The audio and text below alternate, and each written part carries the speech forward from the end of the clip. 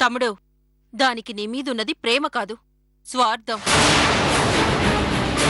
అది చేసే తప్పుని కప్పిపుచ్చుకోవడానికి జస్ట్ నువ్వొక లైసెన్స్ అంతే.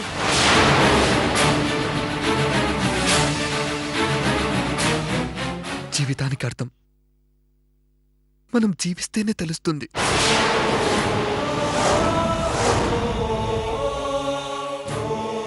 మరణానికి అర్థం మన దగ్గర వాళ్ళు మరణిస్తేనే తెలుస్తుంది.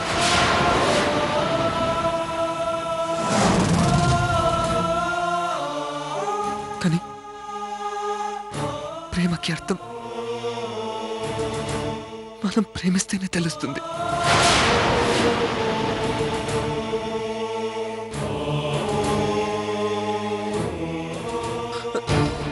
డాడీ, ఆ అర్థం తులసికి తెలుసు కాబట్టే తన మంచి మంచి ఇంకా నన్ను వెంటాడుతూనే ఉంది. అందుకే తులసిని మర్చిపోలేకపోతున్నాను. తులసి లేని జీవితాన్ని ఊహించుకోలేకపోతున్నాను డాడీ.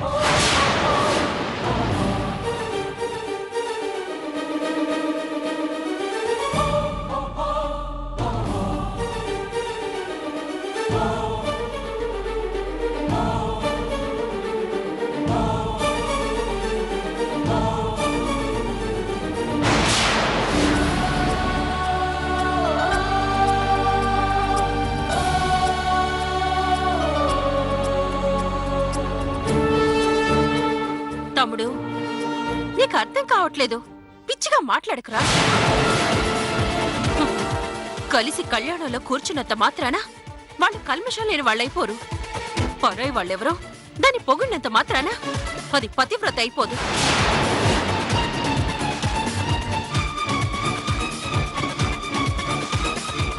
వాళ్ళు కావాలనే నిన్నక్కడికి వచ్చారా? ప్లాన్ ప్రకారమే దాన్ని నీ పక్కన కూర్చోపెట్టారా? వాళ్ళ గురించి నీకు తెలియదు తమ్ముడు. తెలుసు. నీకు తెలుసా అక్క? తెలుసు వాసిరెడ్డి. వాళ్ళ బారి నుండి నేను ఎలా కాపాడుకోవాలో తెలుసు. ఏం చేస్తే నువ్వు సుఖంగా ఉంటావో తెలుసు. అందుకే దాన్ని మర్చిపోమని చెప్పేది.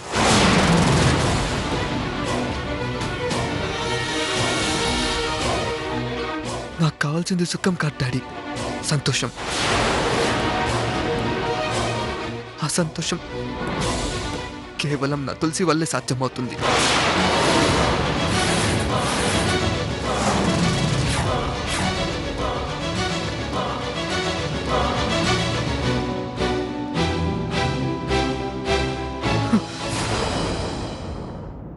నా వల్ల కావట్లేదు డాడీ. తులసిని మర్చిపోవాలన్న ఆలోచనే నా మనసు భరించట్లేదు. తులసి లేకుండా బతికే శక్తి నాకు లేదు డాడీ.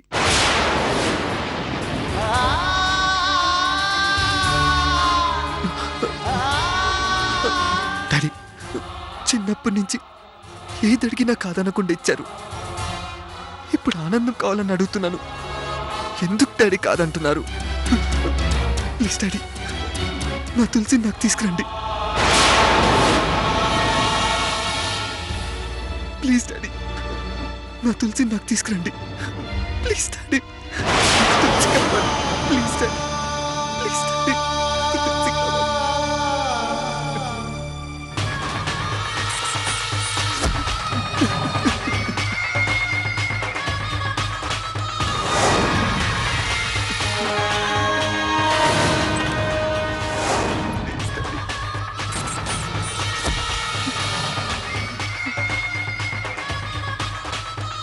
వాసిరెడ్డి, నీకోసం ప్రాణమైనా ఇస్తానురా.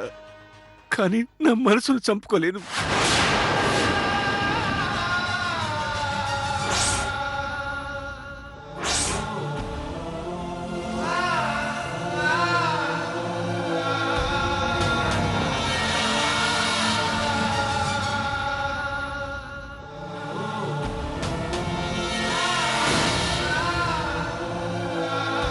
అంటే నన్ను చంపుకుంటారా డాడీ?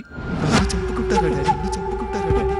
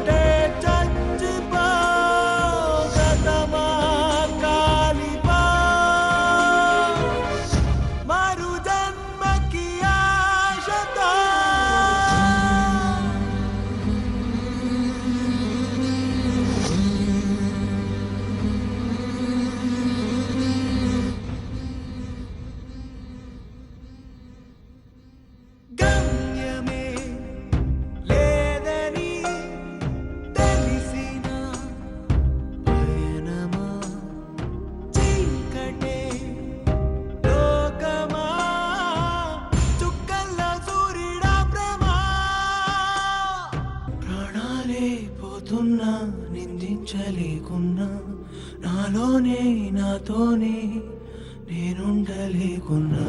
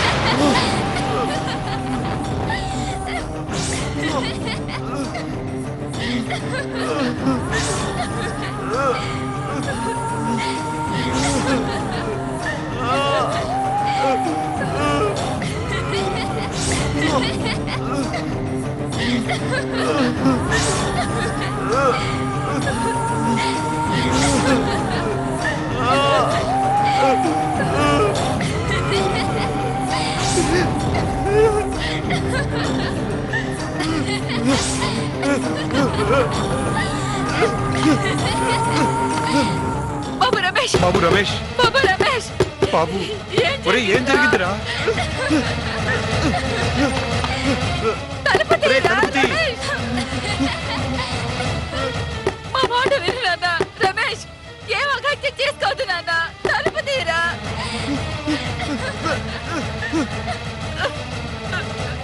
అయ్యో.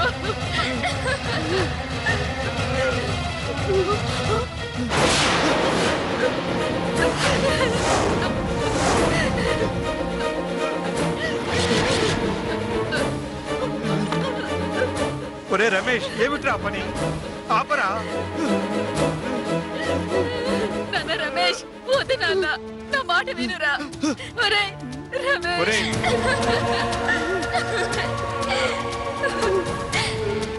ఏమండి, ఇంకా చూస్తూ ఉన్నారేంటండి? వెళ్ళి తులసి తీసుకురండి. అలాగే సుభద్ర.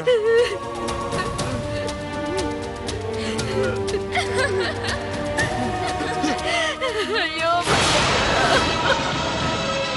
మీ నాన్నగారు తులసి తీసుకొస్తారా?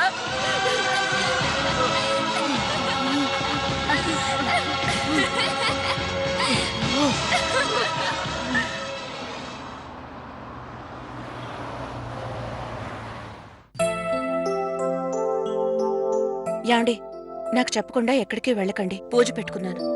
అదేంటి కల్పన, ఎప్పుడు శనివారం కదా పూజ చేస్తావు, ఈ రోజేంటి?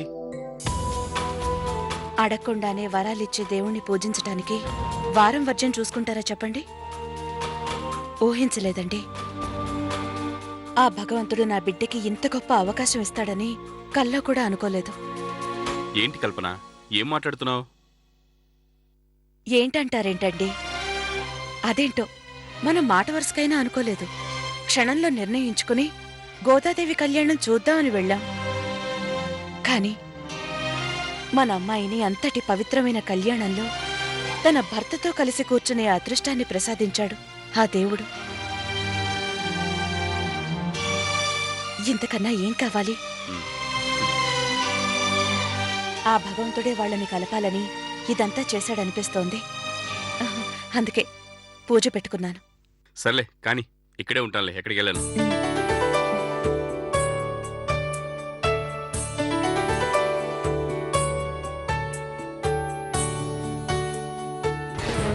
బావగారు, బావగారు, బావగారు.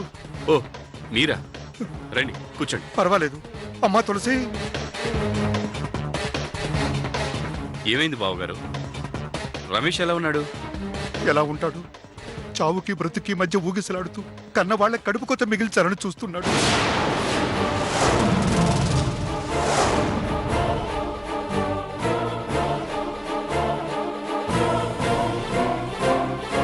ఏమైంది బావగారు? ఏంటి అలా మాట్లాడుతున్నారు? అసలు ఏం జరిగింది?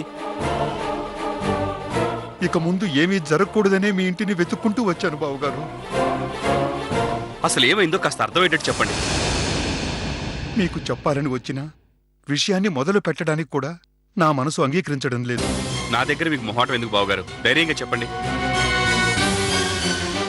నా బిడ్డ చేయి దాటిపోయేటట్టున్నాడు బావగారు.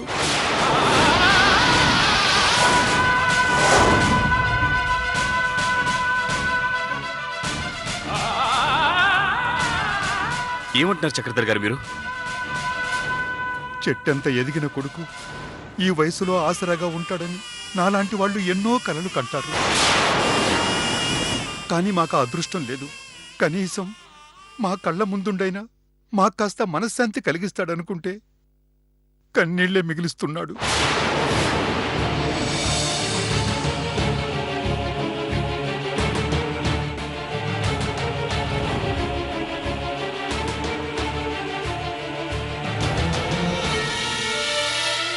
వాడి జీవితంతో ఆడుకున్న జ్వాలకు సంబంధించిన ఏ చిన్న జ్ఞాపకం కనిపించినా ఉగ్ర నరసింహుడిలా మారిపోతున్నాడు.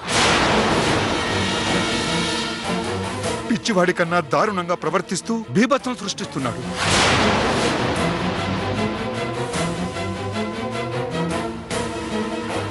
వాడి ఆవేశంతో ఏ క్షణంలో వాడు ప్రాణాలు కోల్పోతాడోనని భయంగా బ్రతకాల్సి వస్తోంది మేము.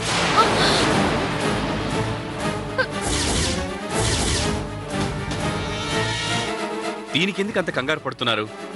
ఆ రాక్షసికి సంబంధించిన ఏ జ్ఞాపకాలు రమేష్ కంటపడకుండా జాగ్రత్త పడండి. ఇక్కడ సమస్య జ్వాల మీద ద్వేషం మాత్రమే కాదు, తులసి మీదున్న ప్రేమ కూడా వాణ్ణి దహించి వేస్తోంది.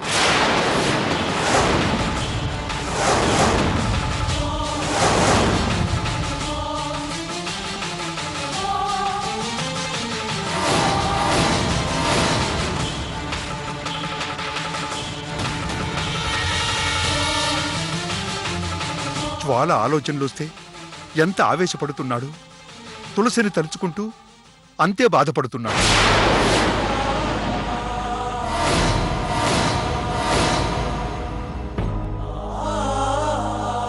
కళ్ళు మూసినా తెరిచినా తులసి ఫోటోనే పట్టుకుని చూస్తున్నాడు.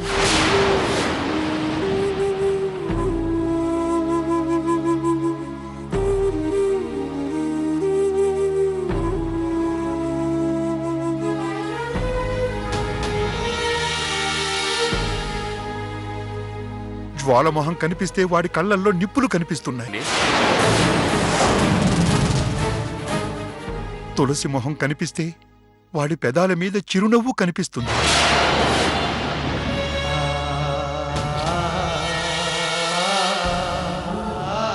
వాడి కళ్ళు తులసినే వెతుకుతున్నాయి.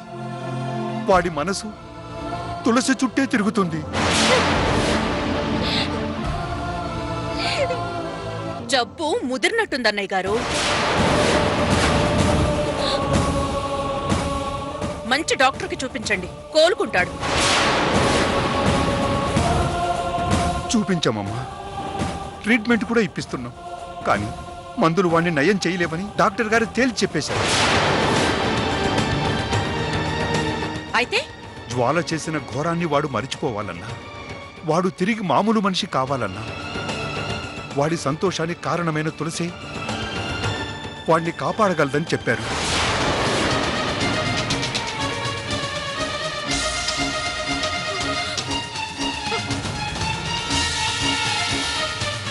దానికి నా కూతురు ఏం చేస్తుంది? నా బిడ్డకి ఆయువు పోస్తుంది, జీవోత్సవంలో ఉన్న నా కొడుక్కి పునర్జన్మనిస్తుంది. అందుకని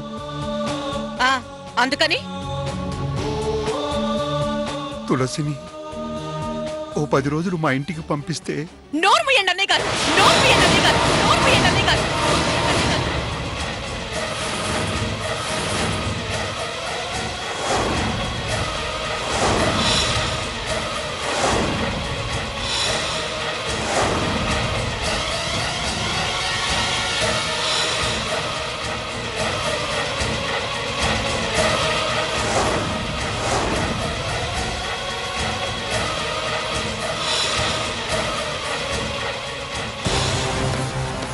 వయసులో పెద్దవారు కాబట్టి ఇంతసేపు మీరు చెప్పిందల్లా విన్నాను. మీ మర్యాద దక్కాలి అంటే వచ్చిన దాన్నే వెళ్ళిపోండి, లేదంటే మీరుండండి. ఎందుకు వచ్చారో ఏం మాట్లాడుతున్నారో అర్థమవుతుందా ఈ పెద్ద మనిషికి?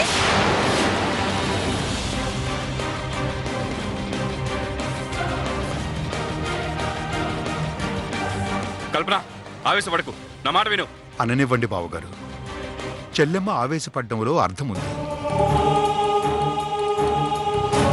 నేనిలా అడగడం తప్పే, కానీ తప్పట్లేదు. అని తెలిసి కూడా ఇలాంటి తప్పుడు ఆలోచనలు చేయడానికి మీకు మనసులా వచ్చింది? అది కాదమ్మా, నేను చెప్పేది కాస్త. ఏం చెప్తారు? నా కొడుకు నీ కూతుర్నే కలవరిస్తున్నాడు, మీ కూతురు వచ్చి సేవలు చేయకపోతే చచ్చిపోతాడు, మీ కూతురు మరో వ్యక్తికి భార్య అయినా పర్వాలేదు, నా కొడుకుని మాత్రం బతికించండి అంటారు. అంతేగా?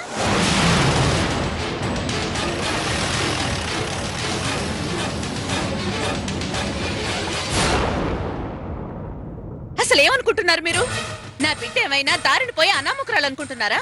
సంబంధం లేని వాళ్ళకి సేవలు చేసి ప్రాణాలు పోయడానికి నా బిడ్డే మదర్ థెరీసా కాదు, సామాన్యురాలు.